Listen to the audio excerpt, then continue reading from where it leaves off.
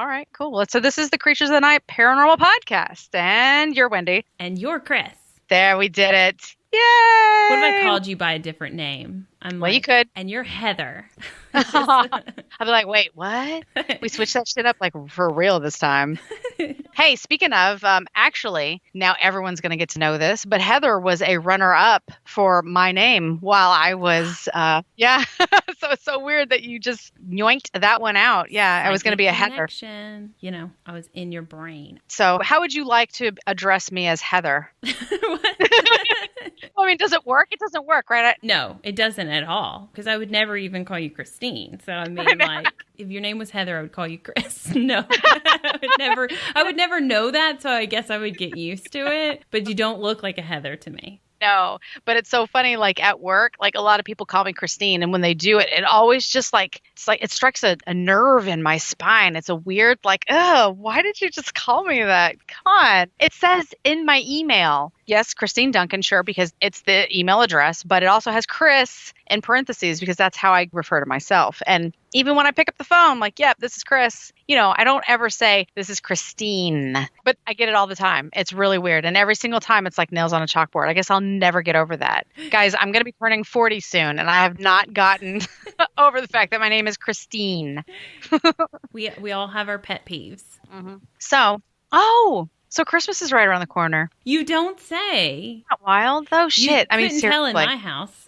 Why? Well, we've got the outdoor decorations, but because of the cat and how much Winter loves to climb the Christmas tree, it is still not up. Oh. Why don't you do like the total like Arizona thing and get a cactus? No. Wrap it with light? No, I think that'd be cool. No, well, not in the house. We won't even have cactuses in the backyard because it's just dogs. The dogs and ourselves or whatever. But yes, definitely the dogs. Rose pays no attention to the cactuses when we take her for a walk. She would just jump right in them if she saw something that she wanted to chase. She's such a banana. We have had to pull thorns out of her so many times. Oh, poor baby. But yeah, no, we are going to put it up like this weekend. Okay. I mean, maybe Rose is looking for some of those bar fight scars so that she looks a little tougher than, you know, because she's a really pretty dog and she needs some definition to show those other dogs who's the real Rose in town. I don't know. Maybe she is trying to because she's very pretty. Well, we got our tree up. I've got lights up and I put lights outside and I have the inflatable snowman and I got this really pretty like lamp post thing I got from Home Depot or Lowe's, whoever, I don't know, a couple years ago on a Black Friday deal for like $20. So it's really cute out there. And I knew we were about to get the snow and I wanted to get this shit put out before the snow came. I don't know. It just always seems to work out in reverse. I'll take the lights down because Christmas is over and then the snow comes and Brandon's like, gee, it would have been pretty to see the lights with the snow. Or I'm like, fuck all this work. I'm not putting the lights up. And he's like, gee, it would have been pretty. So this year I'm like, okay, the snow's coming. I'm going to get the fucking lights put up. It's going to be a pretty, pretty house. Okay, good, done. I did it. I nailed it. Got everything done. It was all nice and warm and toasty. And because I'm such a geek, I go inside. I got the lights on the windows and everything. And I sit down and I watch National Lampoon's Christmas Vacation. Oh, you just set the whole season. That is it, right? That's it. I mean, Christmas is done as far as I'm concerned because I nailed it. I got everything going on. Well, you're doing way better than me, but I hope to kick it into gear this weekend. The Schultz family is participating in the holiday hayride, you know. Oh, what is that? Yeah, so it's a horse-drawn carriage that goes through our neighborhood just to go down a couple of streets and look at the lights. Okay. So me and the boys run the table, and my other half is Santa. So. Aww. So he gives out the gifts. Well, I think he gives out like candy canes is all. And like little kids, you know, will sit on his lap or whatever. Mostly they're scared of him. That's because he plays Krampus the night before. Right. They're like, you look oddly familiar. He'd probably enjoy that role more, being Krampus. Oh, well, that'll be a good time, I think. Well, then, I guess, I don't know. The only thing that I've got left to do is to finish my Christmas shopping, which I love to do because I have a whole theme. I honestly don't know if I've mentioned this on the podcast before, but I know Wendy knows it. I like to get all my gifts together and like maybe 2 or 3 bottles of wine and the entire Lord of the Rings and now The Hobbit too. And I'll sit and I'll wrap all my gifts and I'll just drink with the door shut and just decorate my presents. I just have a lot of fun doing it. That is like my total me time. I don't know, put my little crafty business into these presents also while I'm decompressing with wine and watching Lord of the Rings. I mean, this is just like why the gifts always turn out so nice is because of Lord of the Rings, honestly. And maybe the wine. Both great inspiration for creativity. I love it. I have yet to finish my shopping, again, on the to-do list for this weekend. I love Christmas shopping because I love shopping, but I'm a cheap ass. But when it comes to buying shit for other people, I'm like, no, this is perfect. I don't care how much it costs. I have to have it for them. So I love Christmas because it's almost like, I can just let go. I don't even think about it. I'm like, well, we only do this one time a year, And then the whole wrapping process. Obviously, my inspiration isn't as good as yours because my gift wrapping never turns out the same. But put on some music, drinking, absolutely. Yeah, and then rock out the wrapping. Rock out the wrapping. I love it. I decided I need to get one of those little pillows where you can sit on the floor, like one of those yoga pillows or whatever, because my back always really hurts after all of the wrapping. I used to have like a huge kitchen table where I could spread out and do that sort of shit on. I don't have that anymore, so I have to do it all on the floor, which is bad for your back, especially as you get on up there in the age as I am. I don't know what you're talking about, a yoga pillow, but I'm interested in that too because I always start off trying to wrap on the bed. Yeah. I usually have to be tucked away, so I'll go to my bedroom and I don't have a table or anything in there, so it's on the bed. But it's really hard to wrap pristine. Maybe that's why my stuff looks like shit. Because, the bed's soft and there's cushions and there's dogs jumping on the bed and you're like, get out of here. And so I do have to go down and like do it on the ground or whatever. Right. And it's tile floors. I don't have any kind of cushion going on. That'll hurt. Yeah, exactly. So I like the bed idea. I guess I could probably do that. Maybe get like a lid for like a big Rubbermaid bin or something. I don't know. I know that's way off topic, but you just gave me an idea. I might give that a shot. Well, you just gave me an idea. I'm putting this yoga pillow on my Christmas list. They're really cute. They're totally like crocheted in different colors and they look soft and I need a yoga pillow anyways. Maybe it'll actually make my ass do yoga. I don't know. Instead of just Pinterest all the poses like I do. I could do that someday. Right. It looks so relaxing. And then I come home and I'm like, that day sucked. Give me the wine. I don't think about yoga. Netflix and wine. And I know. And zone the fuck out. Yo. Right. Yeah. Well, now that we're talking about gift giving and gift swapping and things like that, I've got a rather scary story prepared for you, or I guess anybody that might be last minute shopping. There's lots of us, I'm sure. I know, right? I mean, this is, I guess, the last Saturday before Christmas when this episode comes out. So why the fuck not, right? Right. So we joke all the time about picking things up at like antique stores or secondhand stores. And we're like, ooh, the history, this and that, and blah, blah, blah. But usually what we're hoping for is that we'll find something that's haunted to some degree. And let me spell out to some degree. What we're really looking for is a little ghost buddy that will help us communicate with other ghosts when we're out investigating haunted locations. We're not actively seeking a reason for performing an exorcism at our house. No, please. Well, I wanted to clear that up before I go into my story. Because this one's got a little bit of that going on. So if you're ready, I guess I'll start telling a story. Unless you wanted to talk about Christmas wrapping some more. We can always. Lord of the Rings. Let me look up those yoga pillows real quick. I know, right? No, I want a story. All right, fine. So that's enough about us, I guess, even though we can go on and on. Let's talk about how one man was catapulted into dealing with a rather wicked experience after he made the seemingly harmless decision to purchase an item at an estate sale. That item already had a name, and that name was the Dybbuk box.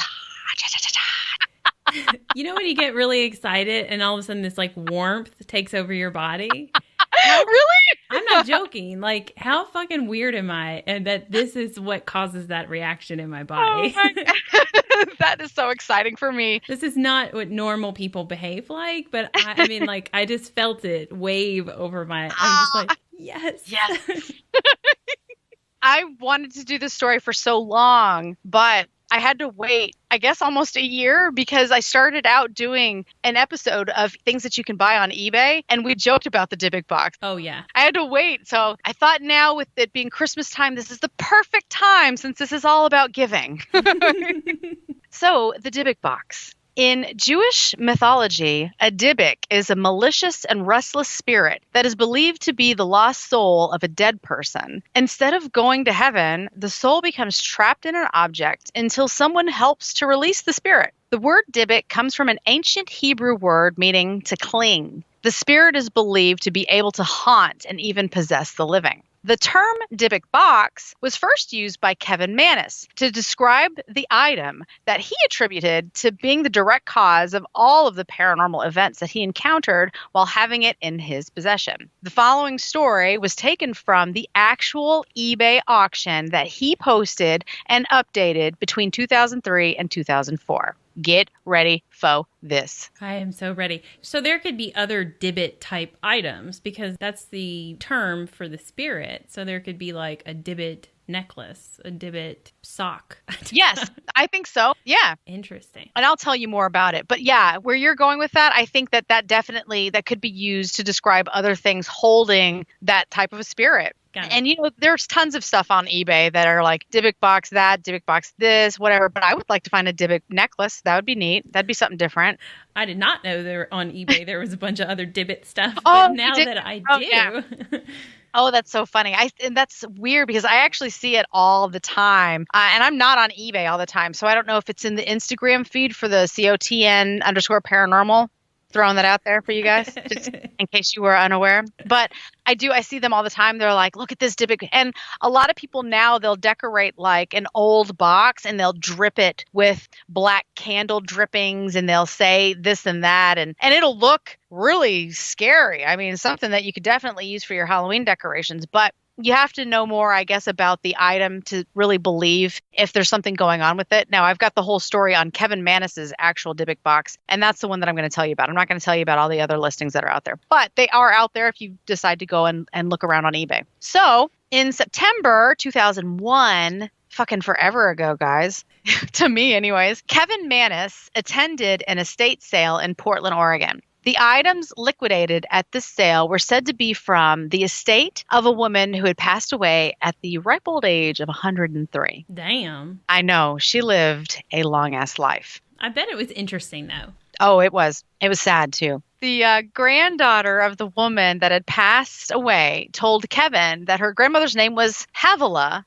and she was born in Poland, where she grew up, married, raised a family, and lived until she was sent to a Nazi concentration camp during World War II. Oh. Yeah. She was the only member of her family who survived the camp. Her parents, brothers, a sister, her husband, 2 sons, a daughter were all killed. No. Everybody. She survived the camp by escaping with some other prisoners, and somehow she made her way to Spain, where she lived until the end of the war. Kevin was told that she acquired the small wine cabinet in Spain, and it was one of only 3 items that she brought with her when she immigrated to the United States. The other 2 items were a steamer trunk and a sewing box. I bet they're beautiful. And I never knew it was a wine box. I thought it was a jewelry box. This is why I'm so excited, is because I've heard this story before. Right? Don't remember all the details. We hear about that box all the time. So it's all the time. I just love you telling me stories. And so I'm so glad you're going to give me the history lesson.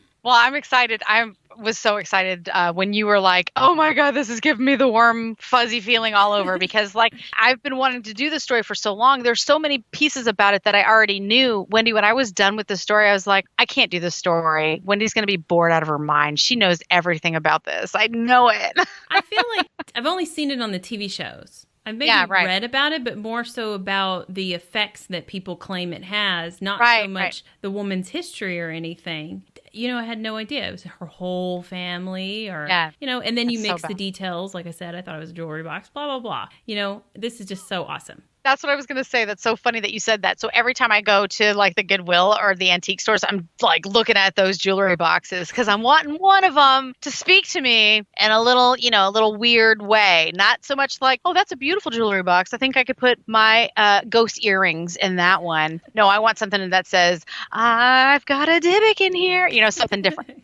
That's what I like for Christmas, something different. So he purchases the wine cabinet along with the sewing box and some other furniture from the estate sale. After the sale, he was approached by the woman's granddaughter who said, I see you got the Dybbuk box, referring to the wine cabinet. And Kevin asked her what a Dybbuk box was, and she told him that while she was growing up, her grandmother always kept the wine cabinet in her sewing room. It was always shut and set in a place that was out of reach. Of course, when I read that, I'm like, yeah, Grandma doesn't want you getting to her wine. That's why. Duh.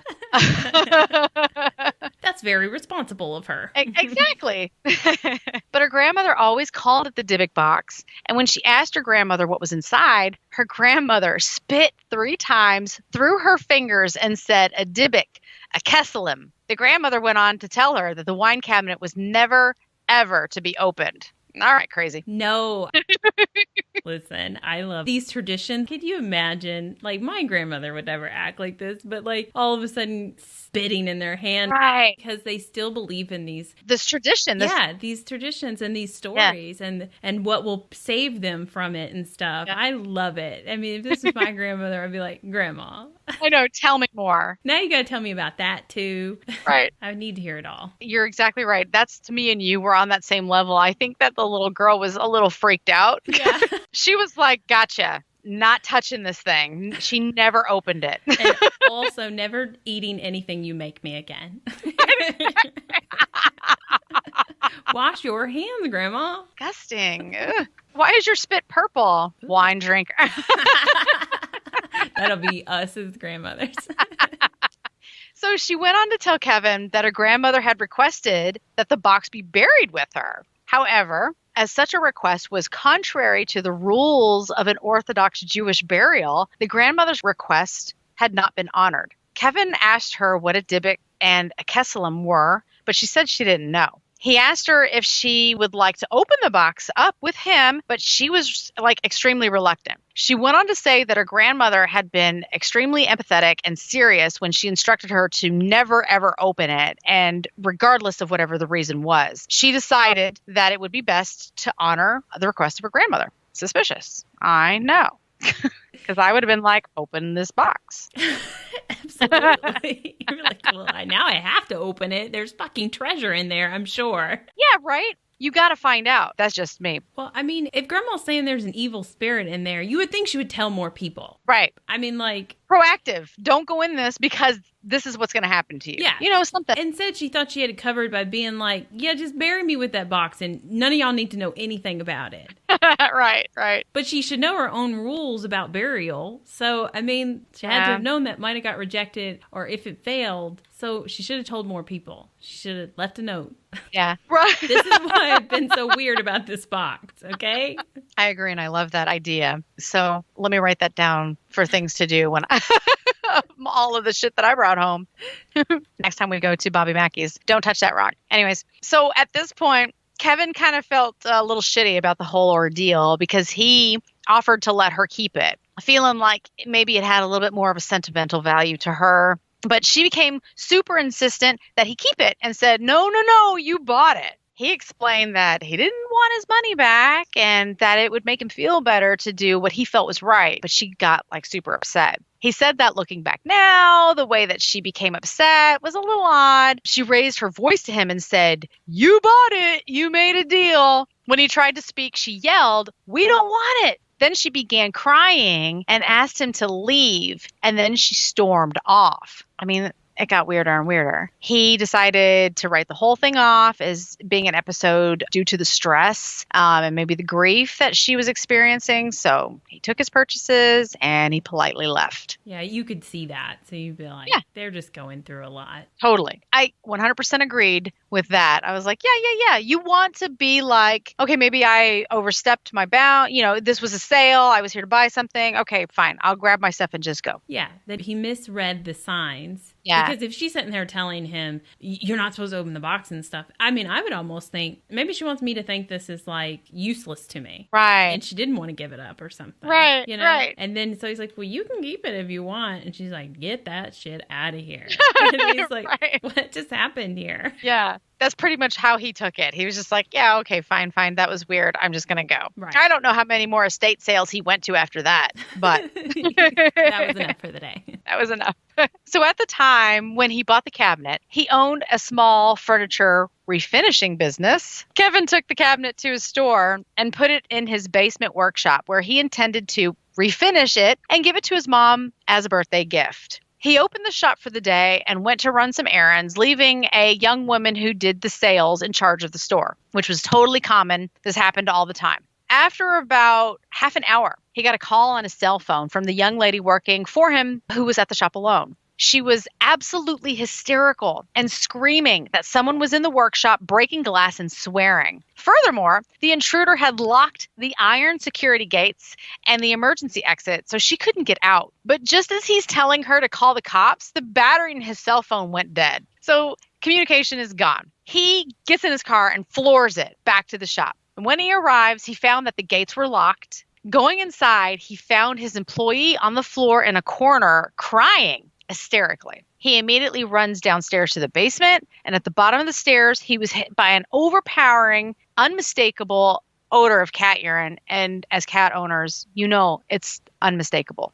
But there's never been any animals down there or even found on his shop. He tried the lights, but they weren't working. And as he investigates, he found that the reason the lights didn't work was also the explanation for the breaking of glass sound that she had heard. All of the light bulbs in the basement were broken.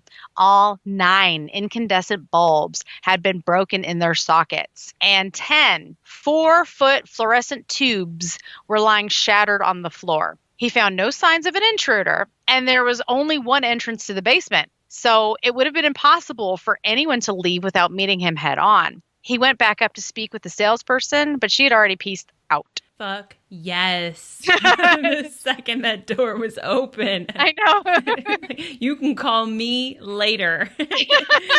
Ask me questions from afar. I can't come in there. This is a perfect scene in a horror film. It is. Yes. So after having been employed by Kevin for 2 years, she refused to return. Yes. Right. Same. She didn't discuss what happened. From what I have from my research, there might have been a conversation between him and her, and she's just like, leave me the fuck out of whatever you got going on. I don't want any part of it, because I have no other information about what she experienced. That was it. That's all that I got. What he got from her on the phone that was put into his eBay auction. What if she just wanted to quit? So she I know. this whole thing.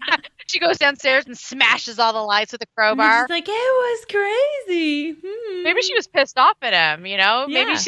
Maybe she brought her cat, right? She's just like, I can't leave Jimmy at home because this cat just pees everywhere. I got to keep my eyes on him, right? She brings Jimmy. He starts pissing everywhere. She gets super upset. So she's like smashing light bulbs left and right. Then she has a mental breakdown because she can't believe what she just did. Then she's embarrassed, and so she doesn't want to come back to work. She went somewhere else. Solved it. Bet Guys, some shit happened there too. Yeah, some shit happened. So Kevin never thought of relating the events that occurred that day to having anything to do with the cabinet. I assume he probably just thought she lost her marbles. Yeah. Oh, I guess like we just said. Right? Just like we put everything together, I'm sure he did the same thing too. Yeah. But then things got worse. Kevin bought the wine cabinet with the intention of refinishing it and giving it to his mom as a birthday gift, as I already said. So about 2 weeks after he bought it, he actually started working on it. He was surprised to find that the cabinet had a unique little mechanism. When you open one of the doors, the mechanism causes the opposite door and the little drawer below to open at the same time. He thought it was very well made. Inside the cabinet, what he found were the following items. Drum roll, please. 1 1928 U.S. wheat penny. 1 1925 U.S. wheat penny. I got to try and do the Family Guy. Wheat penny. One small lock of blonde hair bound with a string. 1 small lock of black brown hair, also bound with a string. 1 small granite statue engraved and gilded with Hebrew letters. He learned that the letters spell out the word shalom. one dried rosebud, one golden wine cup, one very strange black cast iron candlestick holder with octopus legs. And let me just tell you, that thing is badass. Oh my God, I bet that's beautiful. It is really cool. He saved all the items in a box, intending to return them to the estate. However, the family refused them, so they were all included in the online eBay auction of the cabinet. You get the whole kit and caboodle here, guys. After opening the cabinet, he decided not to refinish it. He instead cleaned it up a bit and rubbed in some lemon oil. I'm sorry, I just have to look into that. I mean, I use Pledge. Actually, I don't use shit. I have nothing to polish anymore. I don't know. Are you saying like you think that lemon oil must work like Pledge? Yeah, it must be something, maybe the type of wood. I haven't researched that at all to see if that just gives it, that gleam that you want on wine boxes, wine cabinets, Maybe Dybbuk boxes. Kind of ranky, and he's like, yeah, right. This'll fix it, like some pine saw. Maybe. But anyways, while he's rubbing in the lemon oil, he notices that there's an inscription in Hebrew carved into the back of the cabinet. He says that he doesn't know what it says or even if it had any significance, so it's a mystery. On his mother's birthday, which was October 28th, 2001, his mom called him to tell him that she was going to go out of town with his sister for 3 days, so they postponed their birthday celebration together until she got back. On October 31st, 2001, his mother came into the shop. They made plans to go out for lunch together, but before they left, Kevin gave her the wine cabinet. He said that she seemed to like it, so he leaves to kind of go make a quick phone call. He hadn't been out of sight for more than 5 minutes when one of his employees comes running up to his office saying that something was wrong with his mom.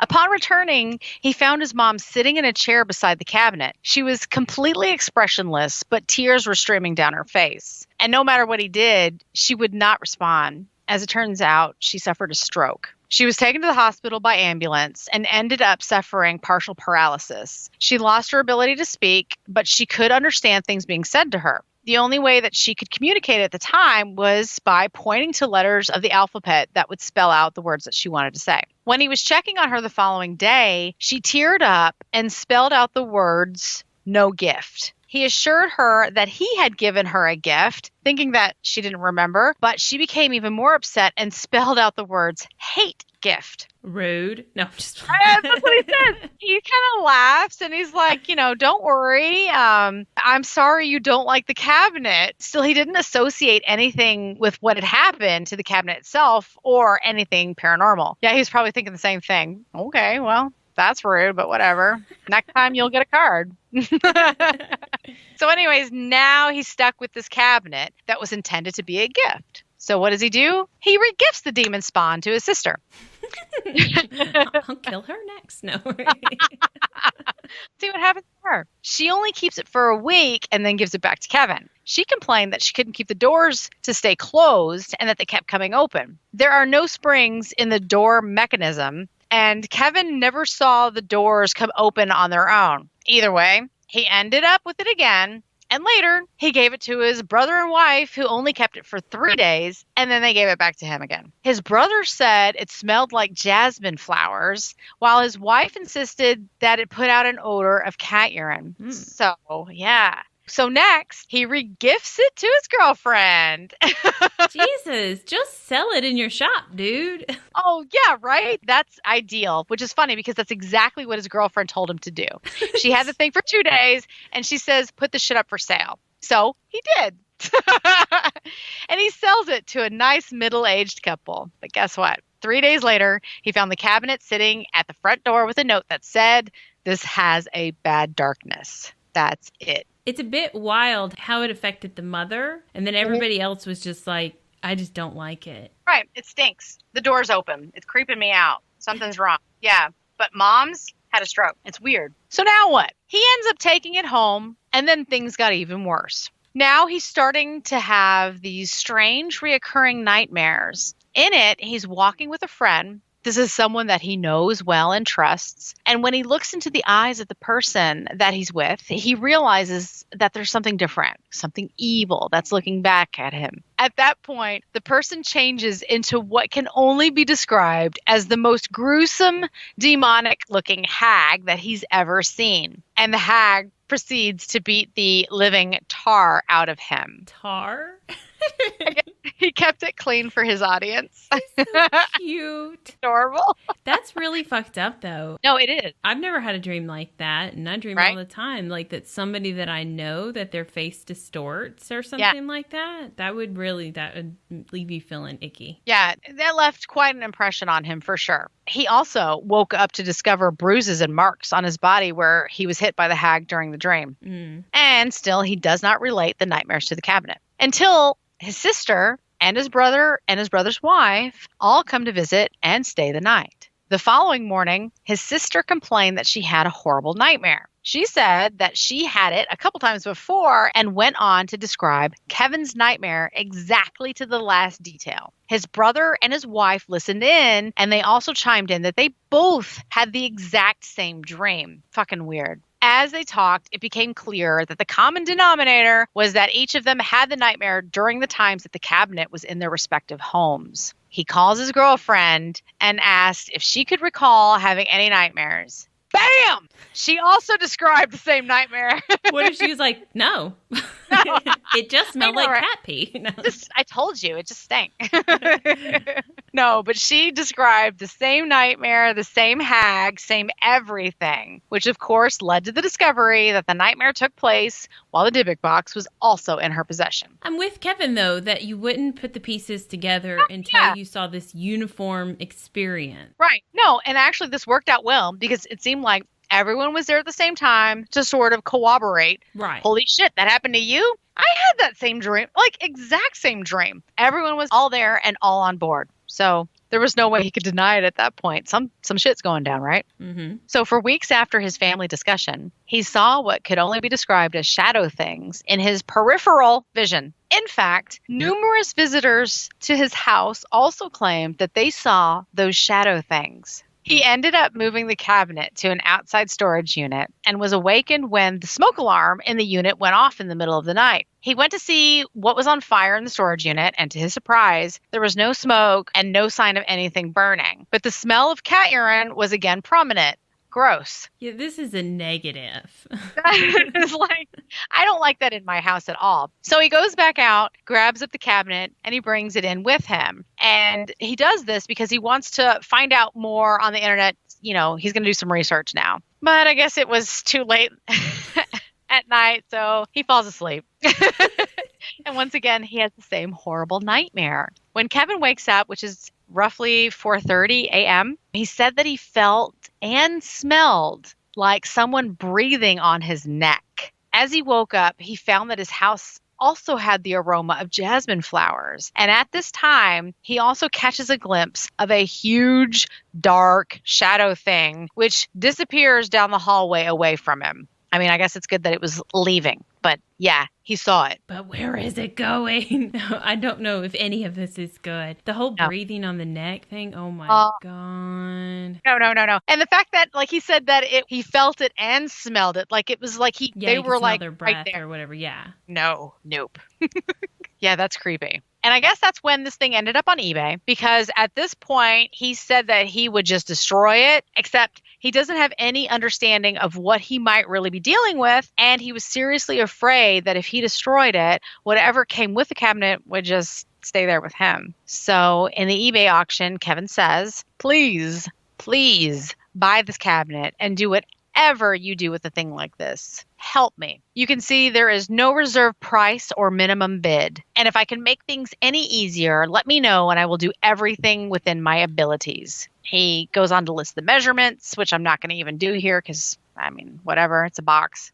Then he says, in all caps, all of the items that I originally found inside the cabinet are included in the sale and will be delivered with the cabinet. On June 12th, 2003, Kevin added the following information to his auction. There is no way that I can respond to all of the emails I've received since I put this thing online. I'll try now to update and answer the most common questions I've been receiving. Number 1, no, I am not religious. Number 2, no, I do not wish to have or participate in any sort of exorcism or case study or photo sessions at my home. Number 3, no, I will not sell any of the individual pieces, which were originally found separate from the other pieces and the cabinet. Number 4, no, I do not speak Hebrew, nor do I know what the word Keslam means. I don't know that the word is even a Hebrew word. Number 5, at the end of the auction, I have decided to take an opportunity to speak with the winning bidder for 2 reasons.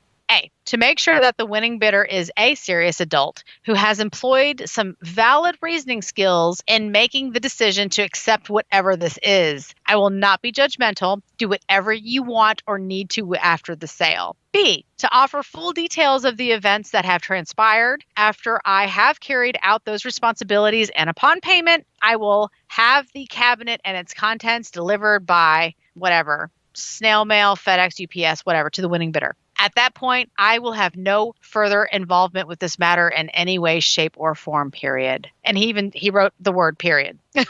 He's serious. Number 6, to all of you who have offered to pray, I may not be religious, but I am certainly open to the possibilities, no matter what your religion might be. Thank you. And on June 14th, 2003, Kevin added even more information. He says, here is another update for everyone following this listing. No! Exclamation mark. No! I will not circumvent or make any deals outside of eBay, even for more money than the final auction price. If you want to win the auction and have the kind of money some of you are offering, there shouldn't be any reason why you cannot simply place your bid in an open, honest fashion. I'm sure you can understand why I might be suspicious. I don't know what he's talking about. I was like, do you know what's he mean? I have no idea, but it's funny when I tell you how much he sold it for, we're going to be like, really? Also, for those of you wanting to know if I'm still experiencing anything outside of the ordinary, I thought everything was going okay until I got home on Friday, the 13th of June of all days, and found that the fish in my freshwater aquarium, all 10, were dead. And he says, I'm still hoping that all of this is coincidental crap. Yeah. I mean, the temperature in his tank could have changed, or some chemical balance was off, and somebody overfed the fish. I don't know. All 10 of them. All 10 of them overate. Maybe it was Thanksgiving. Somebody stuck something electric in there. I don't know. Yeah, right. And in February of 2004, the cabinet sold for $280 plus $20 for shipping. Originally he said there's no minimum or anything. He was just trying to get rid of it to the appropriate person. So he's like, it could be $1 if I feel like you're really gonna be responsible with it, right, and not give it back to me. And so there must have been a ton of people, and that's why it got up to $280. But I mean, it's just funny the amount of work that he put into this listing, right? Exactly. And the build up, and then it's like, boom. You couldn't buy a PlayStation for that. No. Okay. As a previous flipper, I got to tell you an interesting story, sidebar here. Wendy knows this. We used to sell things on eBay and on Amazon. We would find things and resell them. My husband found a original Lisa Frank alien backpack. It was clear. This is like our pride and joy of all sales, because this was the stupidest shit that has ever happened to us. Apparently, this was a hot commodity. Didn't know that. Look, as a child from the 90s, I love Lisa Frank and I love aliens. So yeah, I would have dug this backpack, but this was an original. It still had the tags on it. That's wild. It was in someone's closet. I guess they forgot to give it to this poor kid from 1992. I don't know. Meanwhile, she's like, if I just had that backpack, everything in my life would be okay. Anyways, we put it on eBay for $300. It sold within, I don't know, an hour. It was the most ridiculous, and they paid for shipping. They were just waiting for it. Real quick, what you just said about they must have forgot to give it to her. My parents every fucking year would find shit 3 months later in the closet that was supposed to be a Christmas present that they forgot to pull out and wrap and stuff. So they're like, what is it? Oh shit. Would they give it to you, or would they save it for next year? I think they gave it to us then, because they thought it was just so funny and stuff. It is funny. But it seemed like it happened every year. Yeah, right? Oh my God. That's just like National Lampoon's when he's going to stuff the present and he's like, Mother's Day from a decade ago. Right. Wow. Yeah, that's totally them. So that's what these people did. They were like, we were supposed to give this to Susie 10 years ago. Oh, little Susie has all those problems now. I hope it's not because of this backpack. Let's sell it to this cow fine bald gentleman for $5. Maybe he's got a little girl that'll love it. I don't know. Somebody loved that backpack. You sent your husband to go pick that up just by himself. How odd would that look? But he did. That's exactly what happened. You didn't go with him? No, I didn't go with him. He stopped on the way home from work. Because I said that too. I'm like, I bet that looked weird. Just some random bald dude like showing up. Because some of these people did want to talk to him. Like when we bought the, what's the handheld Nintendo, not Game Boy, the one that flips the top open. And a 3DS. Yeah. It doesn't have to be a 3DS, but yeah. But it was one of those versions. We sold a lot of DSs. So it was one of those. And we met the lady in the parking lot, and she gave us a case with a shit ton of games, chargers, everything. And it was pink, and the case was pink. And Brandon made up a story, and this was terrible. But she's like, "Oh, do you have a little girl?" And he's like, "Yes." No, we don't have a little girl. And she's like, "Oh, I hope that she likes it. What's her name?" And Brandon says, "Sarah." He gets to the car and he tells me all of this. I'm like, "Why would you say Sarah? We would never choose Sarah as a little girl's name. Like, what are you talking about?" And he's like, "I didn't realize that I had to have this, discussed with you before I gave a bullshit story to someone in a parking lot." No, our imaginary little girl's name is. Right, exactly. Let's rehearse this just in case. What if she wants to talk to me about our imaginary little girl? And you were like, Nicole. Right. But anyways, let's see. So yes, he sold it. And he sold it to a University of Missouri student named Losif Nietsky. But after having the thing for only 8 months, Nietsky puts it back on eBay, stating that he and his roommates all suffered from insomnia and illnesses that they associated with the box. Of course, after reading that huge long story and knowing that Kevin had nightmares, yeah. If I can't sleep anymore, it's probably because I got this fucking thing now, right? Right. But Kevin held out all this time for the right buyer, and he picks a fucking college kid living with roommates in a dorm? Yeah, right? It was supposed to be an adult, and he had a conversation with him, allegedly, about this and this and that and all of this, and yeah. Poor choice, Kevin. Poor choice, Kevin. No kidding. So what's funny is I actually saw this on TV years and years and years ago, and it goes exactly like what I found online. So it was so funny, like reading this and putting it all together. I'm like, oh yeah, I remember this college kid buying it. I remember all of this and him like having all these freaking weird experiences. So that's what happens. Nietsky ends up selling it to another guy named Jason Haxton. And Haxton claims to have experienced paranormal activity in the presence of the box, though he also stated that it had an anti-aging effect on him. Well, in that case, I know where this box is. Benjamin Button. Can I buy it? Shit, that here I am scouring the shelves of the supermarket, Oil of Olay and L'Oreal and whatever else the hell they have. Apparently, I just need a Dybbuk box. Can you imagine if you found that Dybbuk necklace and it's right? like when you wore it, you were young and beautiful, and then when you took it off, you're like an ugly hag? No, but I like that idea. All right, so where was I? Here we go. He claims that he experienced mysterious welts and hives, and he also coughed up blood and was choked. Oh. He also saw strange lights and shadows all while the box was in his possession. Now, Haxton attempted to understand more about the box. So he enlisted the help of scientists, paranormal researchers, Kabbalists. What? Yeah, right. Okay. So I'll stop right there and they are followers of the ancient Jewish mystical tradition of Kabbalah. So like a religion, basically. Oh, okay. That's what they are. That seems like good people to go to. Right. That's fair, exactly. And Wiccans, hoping that he could put the box in a more manageable state so that he could keep it. He believed that the force contained in the cabinet was neutral, but plays off of whoever it comes in contact with. Its ultimate goal is to understand and reveal truth, and that it was seeking the right owner to help it. This is just this guy. I don't know how he came to this belief, but that's what he felt. For a time, Haxton kept the cabinet secure in a box made out of holy wood. It's actually acacia wood, I think. It looks like acacia. It was lined with 24 karat gold, so it must have been fancy.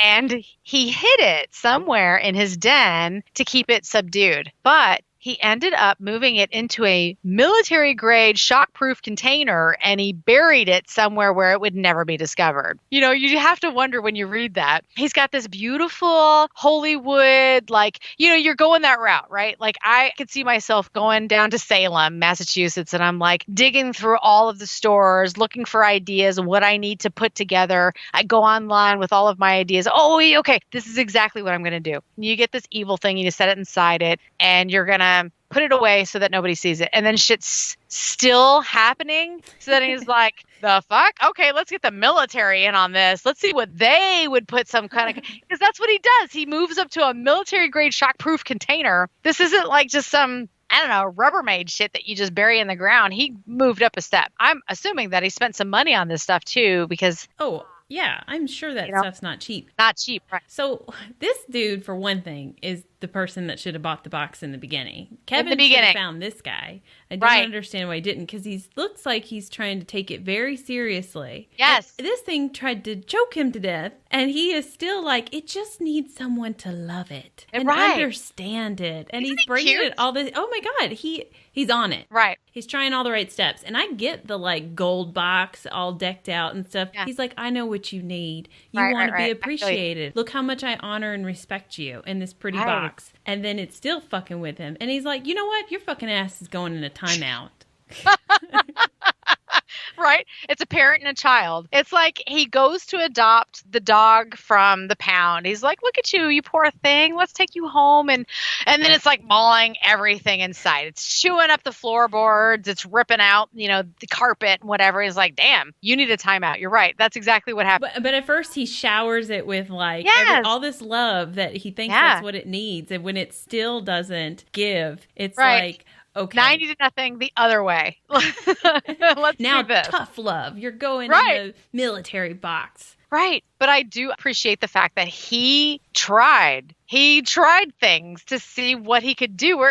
So far, you got the one guy who's like, I'm just going to gift this to my mom. Okay, it doesn't work. I'm going to gift it. I'm going to gift it. I'm going to gift it. Okay, fine. Nobody wants it. I'm going to stick it out, in the storage locker, whatever. This guy just wants to get rid of it. So the funny thing is, and you brought it up, Haxton is the guy that Kevin Mannis should have sold it to. What's funny is Jason Haxton bought it off of Nitsky. Right. Because Nitsky told him all about this shit. So I don't know if this guy's a professor at the University of Missouri. I want to say that he was, going back in my memory, which is decades old, when I saw this show on Sci-Fi. But I saw them referring to it when I was researching this. But I think he might have been a professor because Jason bought it from the kid that was in college. Right. And he's the one trying all of these academic approaches to it too. Let's test these things out. Let's try and do this. Let's try and do that. I want to keep it. Let's try and do this. Well, at least it got to the right place, I guess. Well, yeah, eventually. but for all the effort that Kevin made in his listing, and then he's just like, just give it to this college kid. Right. He's got a cool last name. And thank God this college kid knew. I think I know somebody that will really dig this. I think, honestly, I bet he was just like, I'm tired of dealing with this shit. Auction ended. Who wins? Right? Yeah. You lost if you are the lucky bidder. So let's now move on to the box's current owner, Zach Bagans. So Zach catches wind of this thing, as he does with all things haunted, and purchases the Dybbuk box from Jason Haxton for a couple of $1,000s this time. Yeah. Now, I don't have the exact figure. I just know that he dropped some serious cheese on it to get his hands on this thing. And I'm saying that because everything that I've read said thousands of dollars to a couple thousand. So again, I don't have the exact figure. Zach has it displayed in his haunted museum in Las Vegas, but Bagans will not let the public look at the box without signing a waiver that releases Bagans from liability if anything bad happens to them while viewing the box or immediately after. So, before Zach buys it, he gets Jason Haxton and Kevin Mannis on his show, Deadly Positions. And for anyone that has not seen this episode, it's a little strange. What? Zach act weird around a haunted object? You don't say.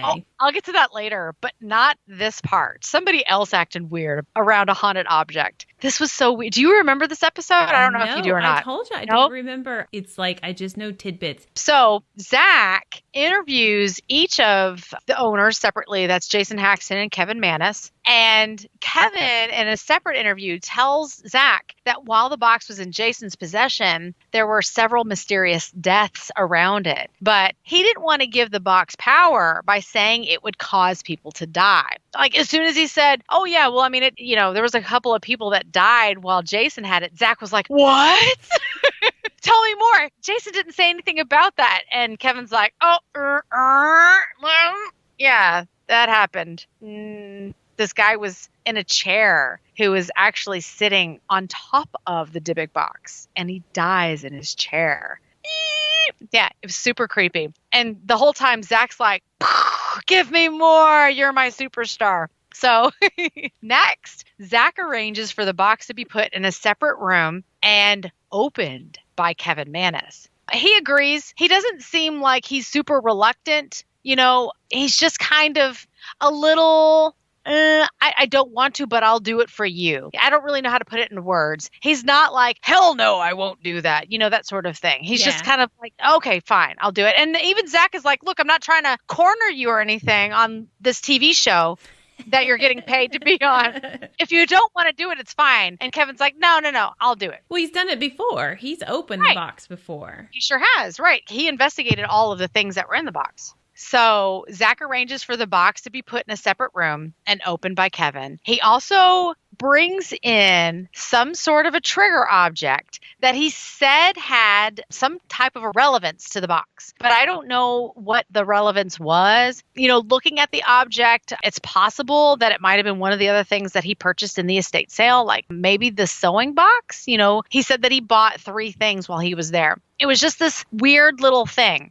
Anyways, Kevin struts in kind of carefree, and he sets the trigger object right on top of the Dybbuk box. And they have the Dybbuk box sitting on some kind of stool. So it's like, I don't know, they needed to put like a coaster or something underneath the stool because it rocks back and forth a little bit. Like they didn't set this up properly for him. What if they knock it over and drop it and crack it and all kinds of, oh, you done pissed that spirit off. And maybe that's what they were looking for. I don't know. You never know with TV shows, like what exactly they're hoping to get out of it. But you're building the suspense. Well, yeah. I mean, Zach Bagans, of course, he goes into his secret room that's 5,000, monitors of all of the rooms. And it's like super suspenseful. So Kevin walks in, he sets trigger object on top, and the thing kind of wobbles unevenly. And then he just like immediately opens it. Like he goes right for it. He's just like, all right, cool, I'm here. And he opens the doors. As soon as he opens the doors, strange shit starts happening. Like immediately. It was like a trigger. The lights throughout the museum flicker. Strange sounds are caught on the audio, like loud banging noises. Of course, the boys from Ghost Adventures are back there and they're like, what was that? What was that? The lights are flickering. They're freaking out, all, doing all sorts of crap. And then, oh my God, you guys have to see this. Kevin just starts randomly telling a story about a shadow man and a tormenting soul. But his voice has changed pitch. It's a deeper, like guttural voice. And he's pacing in the room. Like he opened the box and he like let the demon out. And maybe it just attached itself to him. And he's wandering around talking about this demon. And like Zach Bagans is like, hold on, what the fuck is he doing? He walks like right up to the camera. You can't see his face. And then he's like Blair Witching in the corner for a second. And then he's pacing, just spewing out the story as if he's known it his whole life. It's really weird. I have got to rewatch this episode. I will definitely link it. You have to. When you guys see it, you'll know exactly what I'm talking about. Like, shit just gets so bananas. It's so weird. But despite the strange occurrences that have happened to those who have come in contact with the box, many people do not believe there is anything special about it. Many skeptics think that since the owners of the box believed it was cursed, that they attributed their misfortunes to owning the box. Like Chris French, who is the anomalistic psychology research unit at Goldsmiths College. A lot of words there, and it was really hard for me to say. Sorry if anyone listening goes there and they're just like, duh, I apologize. But Chris French from that place expressed skepticism at the idea that the box is haunted or cursed, saying that they were already primed to be looking out for bad stuff. If you believe you have been cursed, then inevitably you explain the bad stuff that happens in terms of what you perceive to be the cause. Put it like this: I would be happy to own this object. So, okay, fine. I believe that there are lots of strange things going on in the world and synchronicities which make things seem to be linked when they're not. However, there have been so many strange events that have happened to every owner of this box since Kevin Mann has sold it that it's odd enough that I would think it would make you think twice before offering yourself up to be the next owner of this box. I mean, like, just saying. What was it, 4 or 5 people having the exact same dream? Yeah, right, exactly. How this man making this statement can blow air out his ass. He's never owned it before. No. So how does he know? That's just somebody throwing out an opinion that's never experienced it. How is he going to explain to us about 5 people having the same dream? Yes.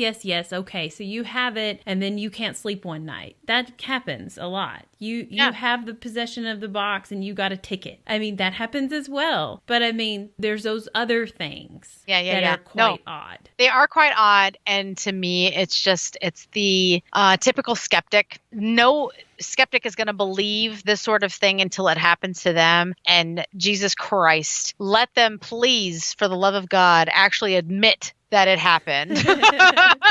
Because I don't know if that would take place, you know? Yeah. I mean, and I'm skeptical of the box and everything too, as we all would be, because we've never experienced it. But it's just such a blanket statement because you're not offering any explanation to the connection of all of the events. Like, I want him to take piece by piece everybody's statement and saying, this could be attributed by something else, and this could, and tell me, you know? No. That's why I'm saying, okay, yes, like I said, synchronicities, things line up for some odd reasons, and it's easy sometimes to jump on that bandwagon like, holy shit, what the fuck? This is all related. But it seems like here in this situation, things only happen with this fucking box involved.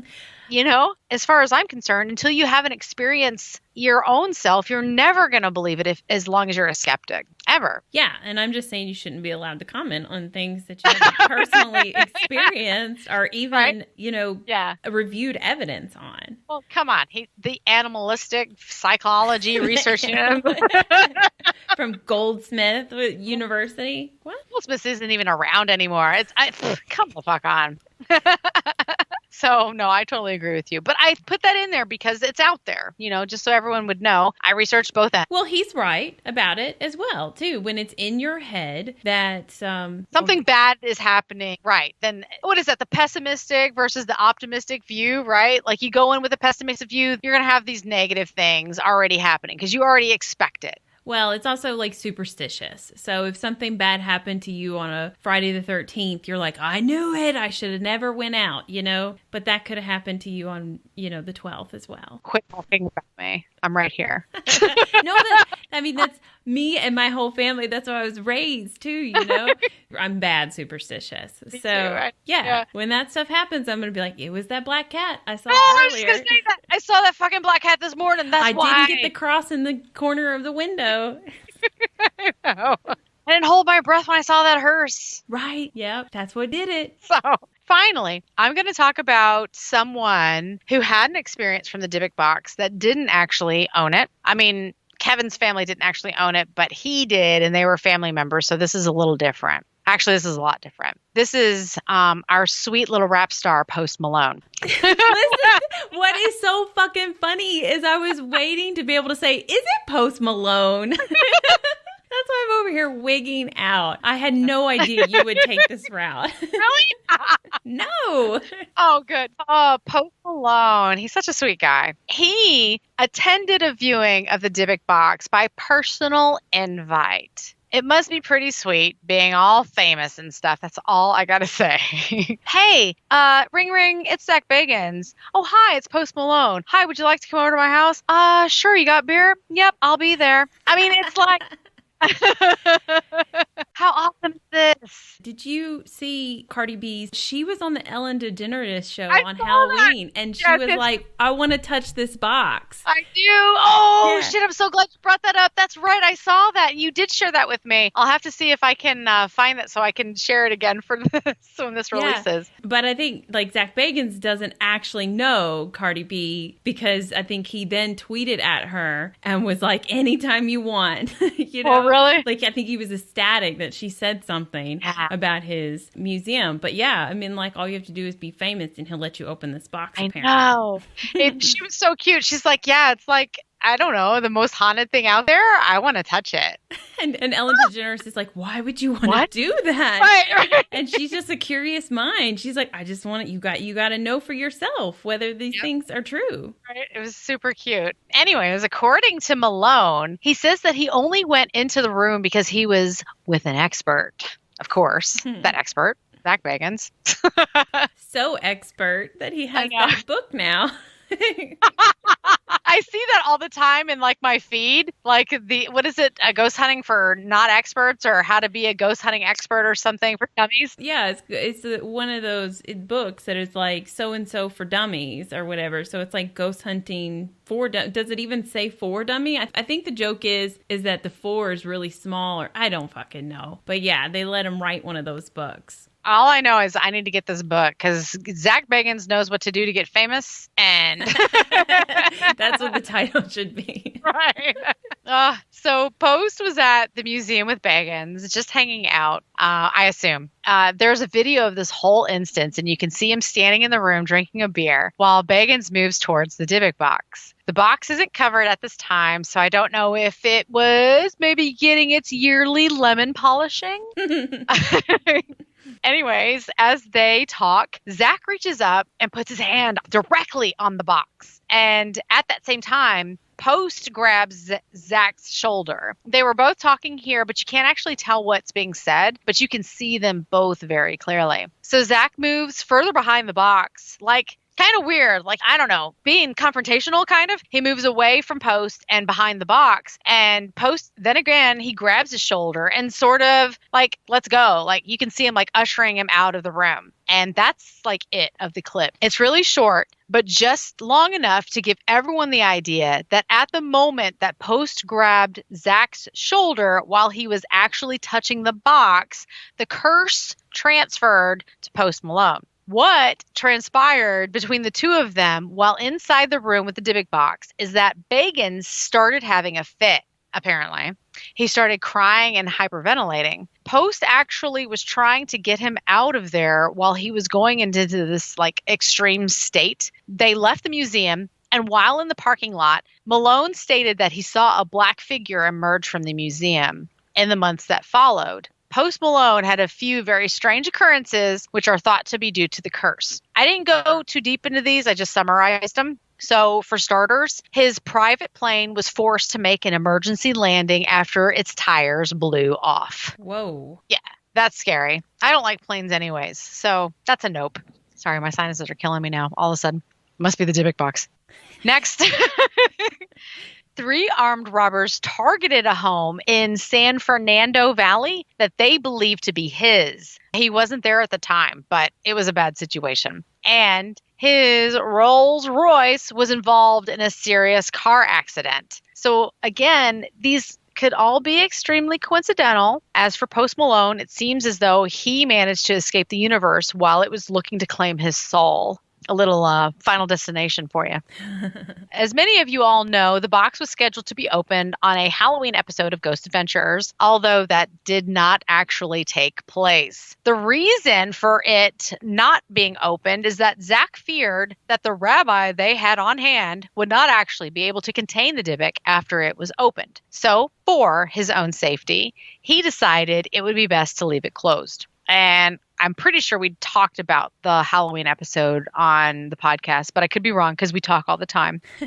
I was extremely disappointed. He hyped it up. It was going to be this grand opening of the Dybbuk, and then it was left shut. But actually, in researching this, I was happy to see that there was some kind of resolution to it because I was like, no, I watched the show for like 4 hours. I watched every detail. while. And my eyes are like bloodshot and bleeding by this point. But basically, the rabbi that he had on hand thought that he would be able to, I don't know how to say this, tuck the Dybbuk back into the box or release him or put him somewhere else. I don't really know what he thought. But as the night went on, he became suspicious that the rabbi would not be able to actually put him away. So that was the official reason Zach did not open the box. It seems like a fair reason. Yeah, it does. I mean, it's a pretty crazy box. Yeah, he touched it with Post Malone. Post Malone touched him, and then he had all sorts of shit happen. Post Malone saw a dark shadow figure. I mean, clearly there's something going on that's relative to the box, according to these people. Well, and also, like, his museum is full of some shit. You know, if this thing got out and attached to something else or just mingled with something else, Peggy, the doll, is right next door. Right. So, I mean, like, the Dybbuk and Peggy go for a dance. This is not good. This is the whole of Las Vegas is going to burn down or something. That's so cute, though. Can you see it? Hey, you're a demon. I'm a demon. Let's go. It must happen in that place all the time when they get wild. But I don't know. You know, it did seem like just excuses and like he chickened out or he's building suspense to do it later. Apparently, all it takes is Cardi B wanting to come by and open it up. So, I mean, hopefully that'll happen on the next Halloween special. But you can remember years and years and years ago, they had a Halloween special. It was live, like these are, I think. And, yeah. And they had it at Transalganian, and they had all these experts come in, supposed experts. And then one of them pulled some shit and faked some evidence. So he thinks that he vets these people and like, you know, really make sure that they're up to par. And then he's working with them and he's like, that dude's a liar. Yeah. Maybe he didn't spend enough time talking to this rabbi. And as he's there, he's like, no, actually, I don't think you've got the right stuff. That's actually, from everything that I read, that's how it went down. And, you know, who knows who vets these people? Who knows what the budget is for Ghost Adventures? I mean, I would assume it's a pretty high budget, but who's actually vetting them? Is it the Ghost Adventures team or is it like, I don't know, Dana in marketing? I don't know. She's like, yeah, your credentials seem, yes, you've been at the rabbi establishment for like, I don't know, 115 years. You sound like an expert. Let's do this. And then Zach's never met the guy or anything. Right. So this is his first time talking to him. And then he's like, that fucking Dana. No. Can't trust her ever again. I need a demon expert here. I know. Or he's just like, maybe this was a bad idea in the first place. I just know that Josh Gates was on this episode, and that just warms my heart. Right. Anytime Josh Gates is involved in anything, I'm going to be watching, especially with Ghost Adventures, man. I love it. That's like two of the best combinations for me. Yes and yes. I don't care. Host it. Talk. Just be on the TV with me so I can see it. Don't you think Josh would have went up there and opened it? Oh, yeah. Don't you think if they said everybody were going to get out, we're just going to let Josh go up there and open it? Yes, I do. I do think that he would have, I don't know. Now he's got 2 kids, so maybe he'd be a little scared. I don't know. He's such an explorer. He's like Indiana Jones of today. So he'd be like, all right, I've got this hair looks similar to the hair that was supposed to be in the box. And I don't know, a candlestick. Not so many octopus legs, but, you know, we can make an even trade. I'll just open the box quickly, put it in there, take a quick look, and then close it back up. I can see Josh Gates doing it. No problem. I mean, he's been to fucking jungles where they have spiders that will, like, paralyze you, you know? Right. He's seen unicorns. You have to go back to Destination Truth years for that one. Yes, yeah. So, yeah, I'm with you. I think that he would have done it. But no, nobody opened the box on that Halloween episode. But the Dybbuk box is one of the most mysterious haunted objects, and many visitors to the museum, that is Zach Bagans' haunted museum, they have had their own personal experiences, which include fits and or fainting. You will never, ever be able to get your hands on it. And you know what? I don't really think that's a bad thing. Let's just keep all of these haunted things with Zach. Let him keep collecting all of the demon-filled haunted goodies. And then we can all make our way to his haunted museum, pay a small fee for him to keep it up while we just visit them. The demons are there. We'll just go and say hi every now and then. One more small note for anyone keeping up with the haunted things that inspire horror flicks. This was the original inspiration for the 2012 film The Possession. I actually saw it with my son. We thought it was all right. However, it didn't get great reviews. So maybe find it on Netflix and watch it for free if you've got it. So, anyways, that is all I've got for you tonight, today, whatever. I hope you liked it. I personally love the story of the Dybbuk box. It's legendary. It's not very Christmassy, but my story was all about giving. And that's the real reason for the season, isn't it? So if you're in the giving mood, please rate, review, and subscribe to our podcast. If you've got your own paranormal story that you'd like us to mention on a future show, or just anything else that you want to hear about, write to us at creaturesofthenightparanormal@gmail.com. We're also on Instagram as COTN_paranormal and Facebook/Twitter as COTN paranormal. I'll link the video of Zach and Post Malone on Twitter. I'll try to find a link for the Deadly Possessions video to link that too. And whatever other goodies I might come across, those will be on Instagram and Facebook for you throughout the week. So be sure to check us out on all those forms of social media. Thank you so much for doing that story. Like I said, I couldn't remember it because I've seen it like over the years, here and there, whatever. I mean, I really think I only saw it on Deadly Possessions, and then I read some articles about it or something. And then I obviously mixed the stories because you were telling me stuff that I was like, oh, that happened. Or I was like, I didn't know it had that many owners and stuff like that. So thank you so much, because that box is fascinating. Isn't it? I've been to the museum. On my tour, there was a guy that at the very beginning when we were waiting in line outside, he said, I was just here like last week or whatever, but I got to come back and pay my respects to the Dybbuk box. Wow. There's a box for you to put money in for offerings, I guess, or any kind of offering. But I imagine if you start dropping hair in there or something, they'd be like, no, that's not what we meant. But I mean, an offering's an offering. So yeah, right. But he said he came back to do an offering because he didn't last time. And I was like, shit, you're not supposed to bring like your phone and stuff. So I didn't have a purse or anything. So I was like, I don't have any offering. Oh my God. He's freaking me out because he said since he came and visited the Dybbuk box, his girlfriend broke up with him and like he had gotten a ticket and stuff like that. All these things that we said he could be a dick and he could be a bad driver. But,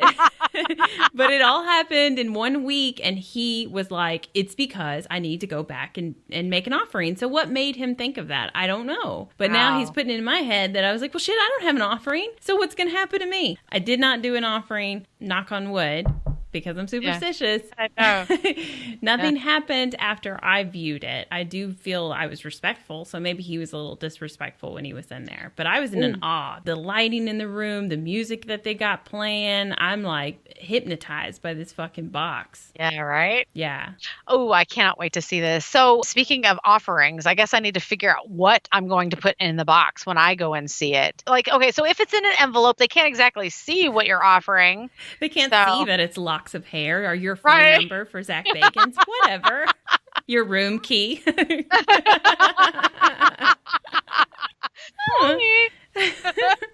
That's awesome. Don't let me forget that. When the hotel says, how many keys do you want? 3. 3. That's right. And you're not getting the other one back. We're losing one of them. So you know. That's the offering. Oh my God. Well, we said it on this podcast, so now we have to make it happen. Yes.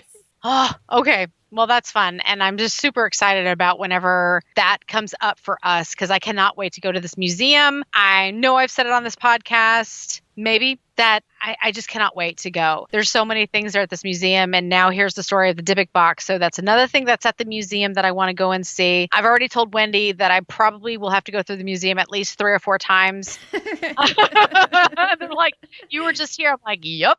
And I'm here again. I mean, you don't get that opportunity that often. And there's so many things there that I just want to see and, put my eyeballs all over it, just to soak it all in. But yeah, so there it is, guys. There's the Dybbuk box. And before I forget, because I am in the giving mood, I got to give us one more plug. So that would be for the Spirit Emporium. If you're looking for anything to take along on your paranormal investigations, clearly not to the Zach Bacon's Haunted Museum in Las Vegas, because like I said earlier in this podcast, them cameras are good. They're going to catch you. Make sure that when you're on your paranormal investigation, that you know how to cleanse your equipment and protect yourself while you're investigating. So check out our store for everything that you need, from candles to oils to even your own handmade spirit boards. They are very nice and extremely portable. So there's always that.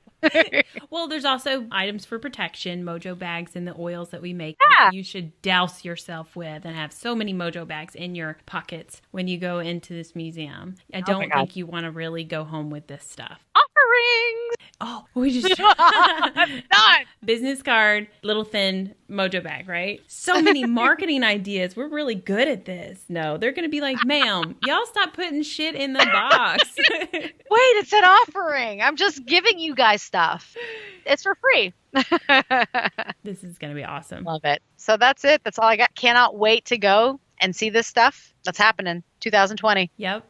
It's going to be huge. Huge. Huge. All right. That's it, right? That's it. That's all I got. So I guess I'll say goodbye. Bye. Bye.